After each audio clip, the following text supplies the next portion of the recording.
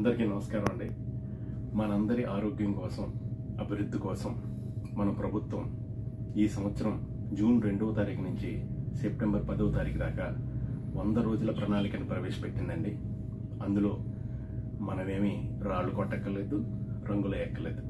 మన ఇంట్లో ఉన్న చెత్తని శుభ్రంగా ఇంటి బయట పెట్టడం ద్వారా మన ఇంట్లో మనకు ఆరోగ్యం దక్కుతుందండి. అలాగే ఆ చెత్తని సరైన మార్గంలో మున్సిపల్ వారి వాహనాలకు అందజేయడం ద్వారా వాళ్ళు మనకి వీధిలోకి వెళ్ళినప్పుడు కూడా ఆరోగ్యాన్ని ప్రసాదిస్తారండి. అలాగే ప్లాస్టిక్ 100% మనకి డేంజర్ కాబట్టి దాన్ని నిషేధించండి. అలాగే మనం బాగా బతకాలంటే మంచి గాలి కావాలి కాబట్టి మంచి మొక్కలు నాటండి. ఇదే మనం చేయవలసినటువంటి ముఖ్యమైన పనులు.